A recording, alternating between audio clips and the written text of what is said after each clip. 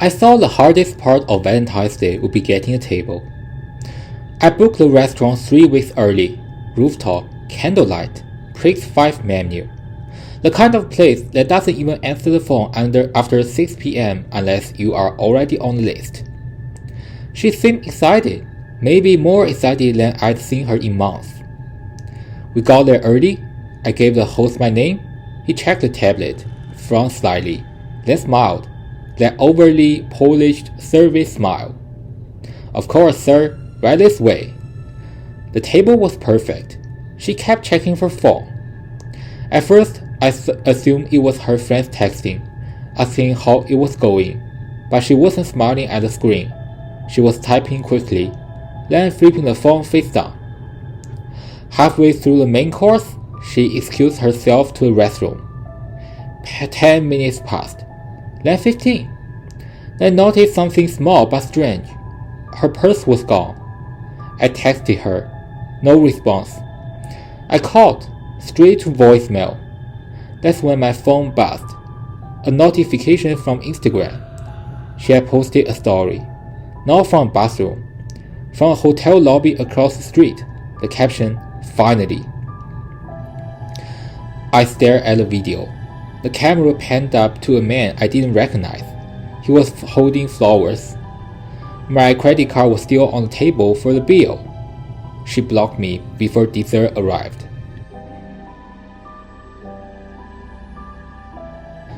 We had only been dating 3 months. Too early for a cake, probably, but she told me she trusted me. On Valentine's morning, she gave me a small envelope. Inside was a spare key to her apartment. "You don't have to use it," she said. "It's just for us." I felt proud, chosen. That night, after dinner, she said she was tired and went home early. I stayed out with co-workers for 1 drink. Around midnight, I decided to surprise her. I'd let myself in quietly, maybe leave flowers on the counter. I opened the door. The lights were off. I stepped inside. I heard voices. Male, laughing, low and familiar, but not mine. I froze. From the hallway, I could see into the living room. Her coat was on the chair. Another coat, larger, hung beside it. I didn't move. Then I heard her say, clearly, he won't come tonight. I gave him the key so he'd feel secure. My chest tightened in a way that I can't describe. Not sharp, just hollow.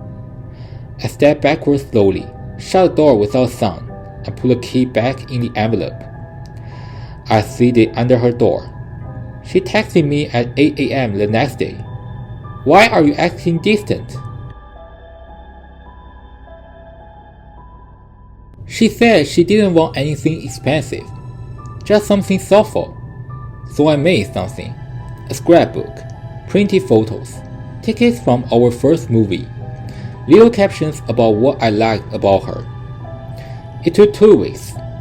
On Valentine's night, I gave it to her in her apartment.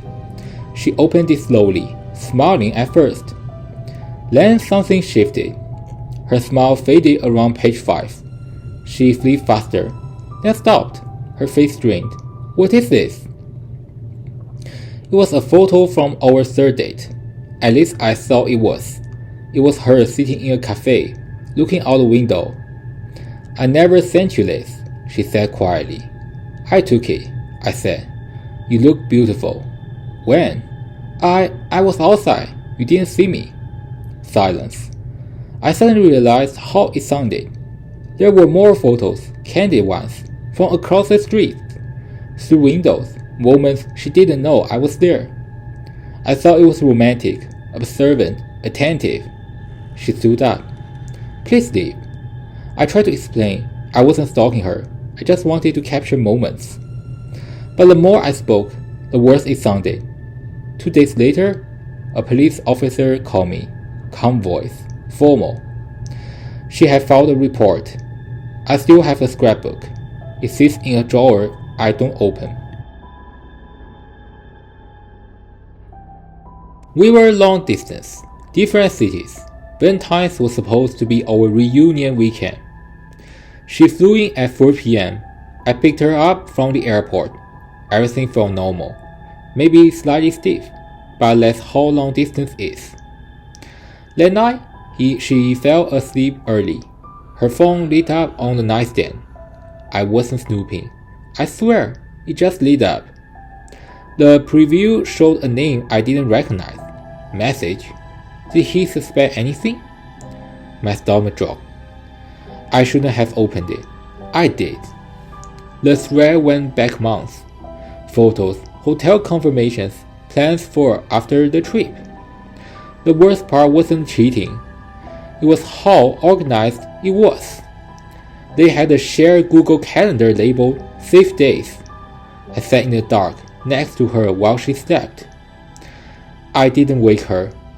At 6 a.m., I drove her back to the airport, told her I had an emergency at work. She kissed me goodbye. Happy Valentine's. I blocked her number before she landed. She never knew I knew. That's what makes it creepier.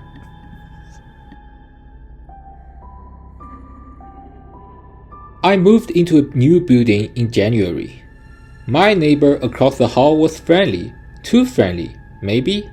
She'd ask about my schedule, my job, my plans. On Valentine's morning, I left for work early. When I came back that night, there were rose petals on the floor in front of my door. I assumed they were from someone's surprise down the hall. Then I unlocked my apartment. The lights were on, soft music playing. My heart started pounding. Inside, candles were lit along the kitchen counter. A bottle of wine opened, 2 glasses poured. She stepped out from my bedroom, wearing a dress. I thought you'd be home by 7, she said. I couldn't speak. How did you get in? She smiled. You leave your balcony door unlocked sometimes. I felt cold. I just thought you looked lonely. The way she said it wasn't playful. It was certain, like she'd decided something about me. I asked her to leave, calmly, firmly. She looked hurt. I was just trying to make your Valentine special. After she left, I checked the balcony. The lock was broken. I moved out 3 weeks later. She still follows me on Instagram. She watches every story.